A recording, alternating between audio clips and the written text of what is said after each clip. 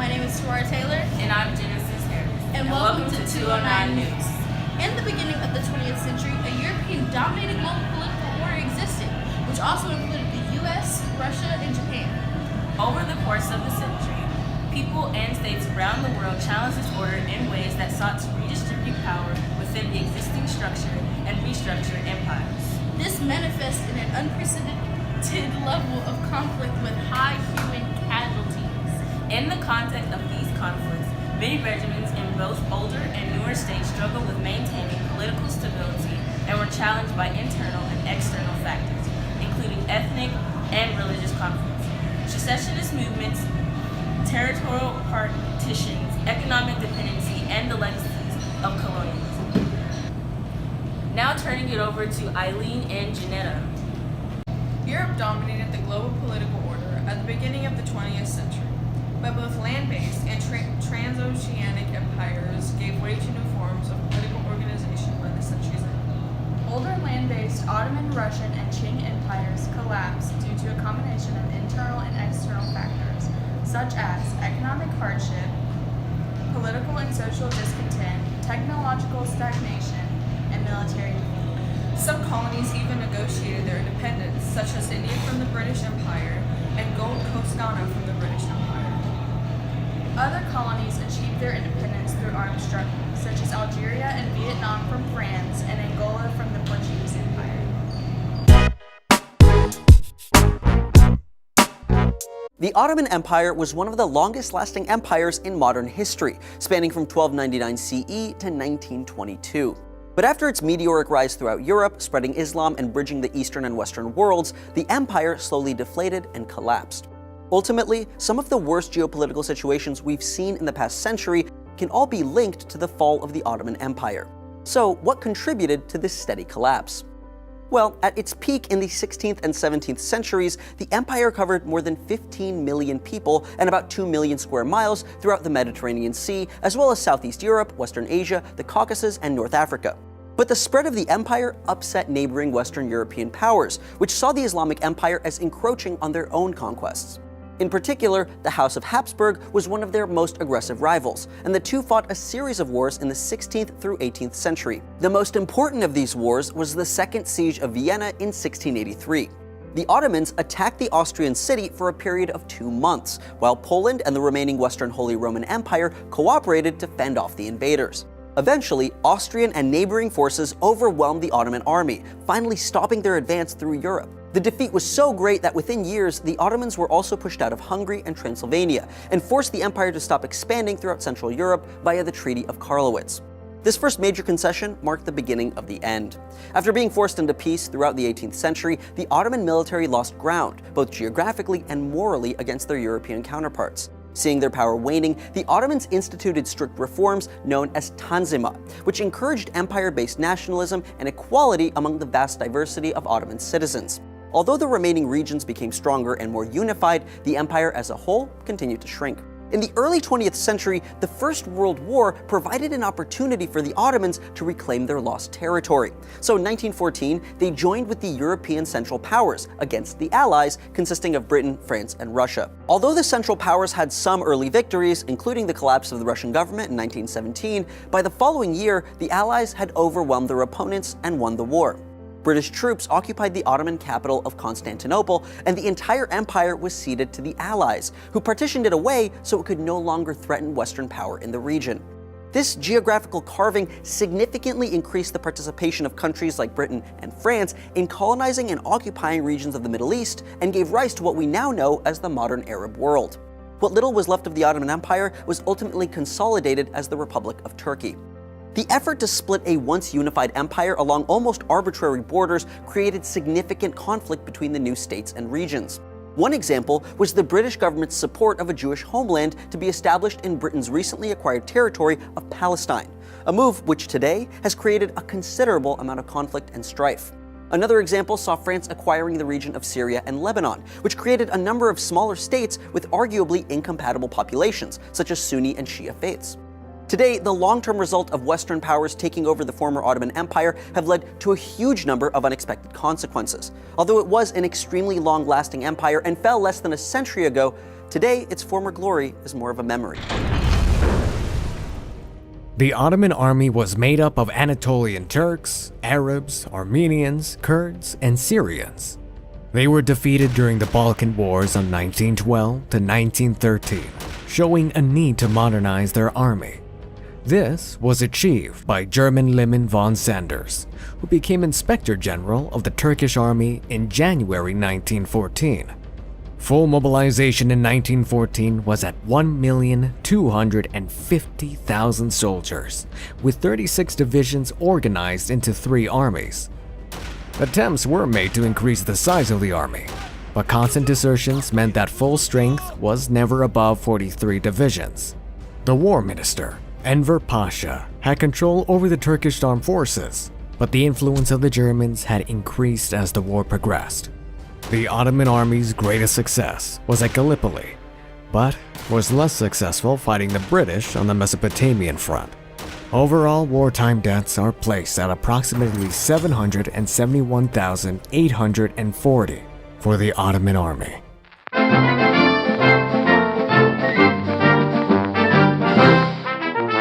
Okay, here we have the leader of the Ottoman Empire. How are you feeling about its collapse? Defeated and very, very sad. Wow, that's depressing. It is. Mr. Moore, how do you feel about the collapse of the Ottoman Empire? I am very depressed. Really? So, I hear you fought in the war. How do you feel about that? It was a sad time, but I killed so many people. It was fantastic. Okay, but like, how does it feel to do all that work all for nothing? It sucks. Okay.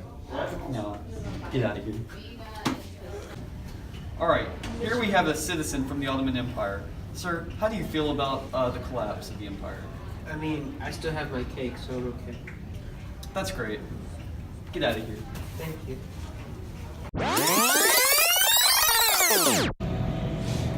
Now moving on to Chris and Jennifer. Nationalist leaders in Asia and Africa challenged imperial rule. Some of these leaders include Mahatma Gandhi and Ho Chi Minh. Regional, religious, and ethnic movements challenged both colonial rule and inherited imperial boundaries, such as Muhammad Ali Jinnah, the Quebecois separatist movement, and the Biafra secessionist movement. The proliferation of conflicts led to various forms of ethnic violence, including Armenia, the Holocaust, Wakanda, and Cambodia. And the displacement of peoples and refugees populations such as the Palestinians and the Darfurians. Military conflicts occurred on an unprecedented global scale. World War I and II were the first total wars. Governments used ideologies including fascism, nationalism, and communism to mobilize all of their states' resources, including people both in their home countries and the colonies or former colonies for the purposes of waging war. Governments also used a variety of strategies, political speeches, art, and media, and intensified forms of nationalism to mobilize these populations.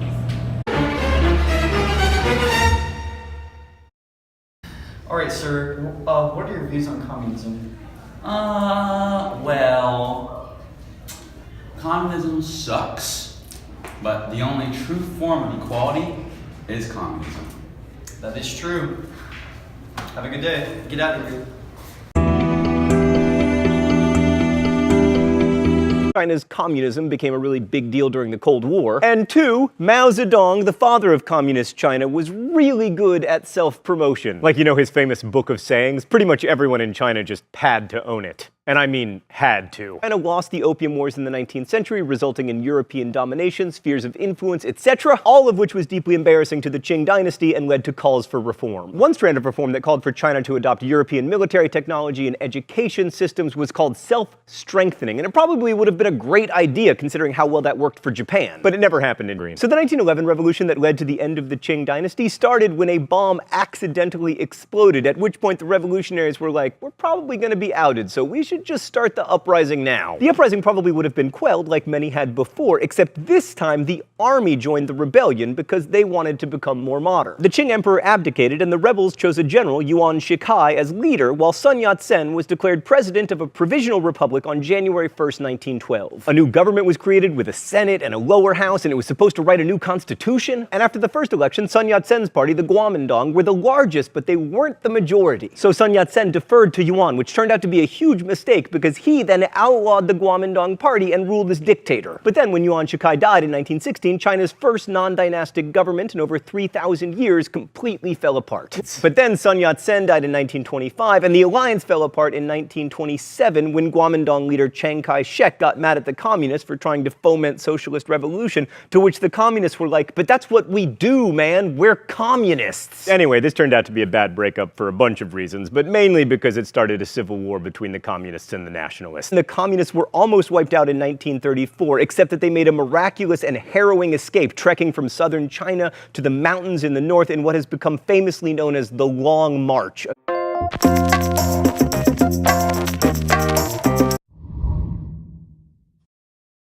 Alexa, how many teaspoons in a tablespoon? 3 equally distributed teaspoons. Alexa, put on my Saturday playlist.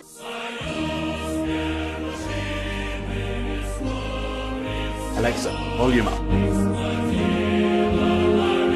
Alexa, who is this? The free working people united in servitude as a motherland. Not bad. Ah, good timing. Here you go. Enjoying that? Mum will be pleased. Alexa, add stir-fry vegetables to my shopping list. Sorry, but that item is currently out of stock. Alexa, what's on my calendar tomorrow?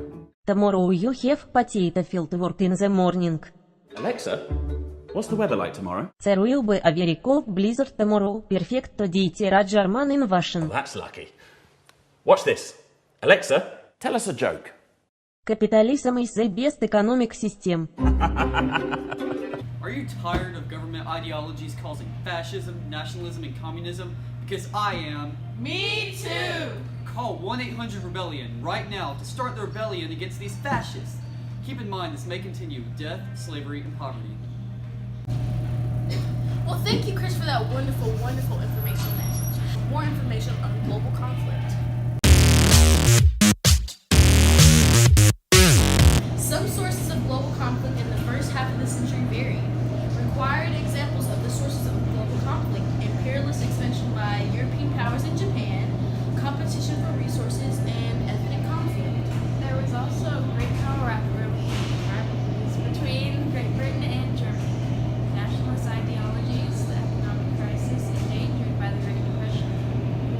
The global balance of economic and political power shifted after the end of World War II and rapidly evolved into the Cold War. The U.S. and the Soviet Union emerged as superpowers, which led to ideological struggles between capitalism and communism throughout the globe. The Cold War produced new military alliances, including NATO and the Warsaw Pact, and promoted proxy wars in Latin America, Africa, and Asia.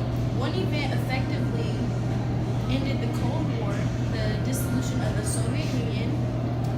Groups and individuals challenged the many wars. Picasso and Guernica, anti-nuclear movement during the Cold War. T.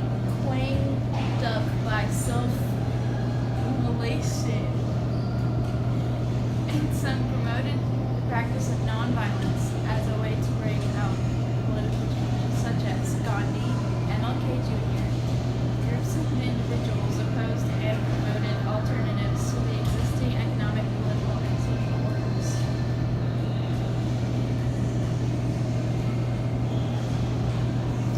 Non-aligned movement, anti-apartheid movement in South Africa.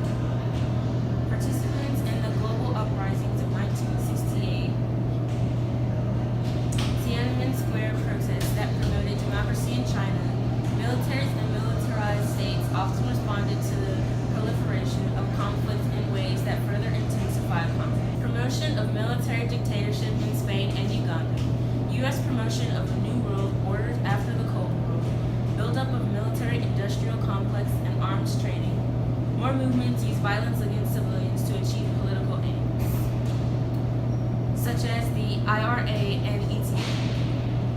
British India was divided into the two separate states of Pakistan and India on August 15, 1947. This decision was made before it was induced by the British.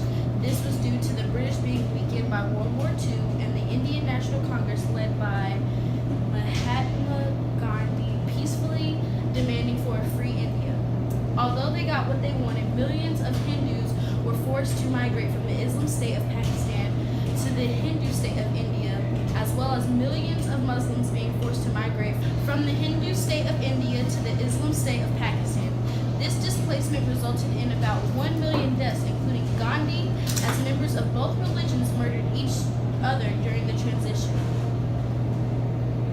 The State of Israel was created in the wake of the World War II, when the UN elected to give the Jews their own homeland. In order for this to happen, Palestine was partitioned into two parts, with Israel controlling the eastern part of the former state and Palestine still controlling its western part. This, however, did not sit well with the local Arabs and has caused several decades of conflict. Now we will be going to Eileen and Chris for more news and interesting information on this topic. Many people from South Asian states, such as India and Pakistan, migrated to Great Britain in order to escape civil war and join family members already located there. Despite facing discrimination, they have made great contributions to Britain's economy. Here's an interview of an immigrant who came from South Asia. All right, Mr. Singer, what was it like to move from South Asia to Britain? It was very fantastic because I was able to find better work in this industrialized age. And I escaped many bad things that were in my homeland. Wow, that's very fortunate. Good for you. Thank you. All right, now get out of here. Bye. Many Algerians worked in French factories and joined the French army during both world wars. However, they were not treated as French citizens until 1947 with the Statute of Algeria, granting Algerian men French citizenship and allowing free passage between both countries. Today, a large portion of France's population are still French Algerians. Here's an interview of an Algerian immigrant. Mr. Bennett, what was it like to migrate from Algeria to France? Well, in France we have more opportunity, so it was a lot better than wherever I came from. Because that was, Algeria? Yeah, that one. All right, get out of here. There have been several waves of Filipino immigration to the United States ever since the U.S.'s annexation of the Philippines. One of the largest being after World War II, with the many Filipinos who served in the U.S. military being given the option to become U.S. citizens and accepting the offer. Today, a large portion of the labor force is still Filipino.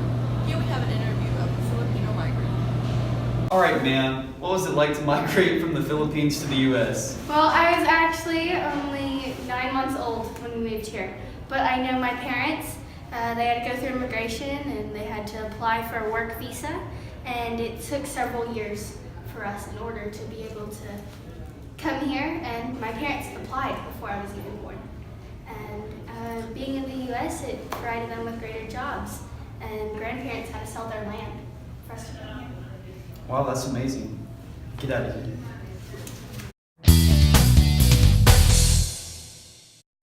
Now going into fashion from World War II with Jennifer and Tamara. Welcome to Fashion News. Today we're going to show you an exclusive piece of what was worn in World War I. So as you can see, it has the elastic here, so therefore they could stretch and it'd keep them safe, and it was really comfortable. Like, often soldiers would sleep in it. But it also protected them from fire from other places. And this has been here for over, what do you say, 50 years? 5,000 years. 5,000! I was off. Now let's take you onto the World War II piece. Here it is.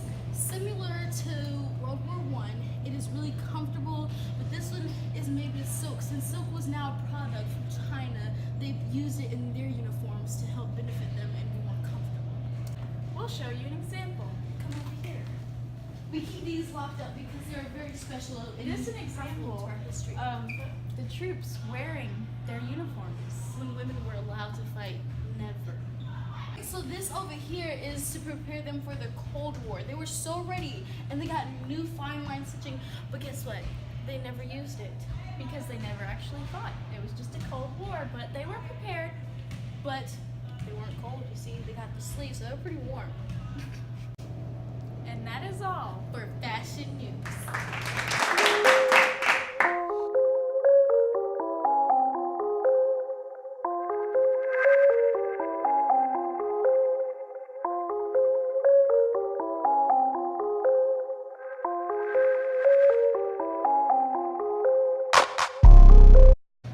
Okay, you're good.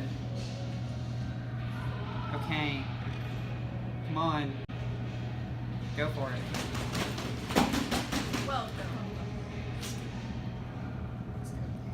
Oh.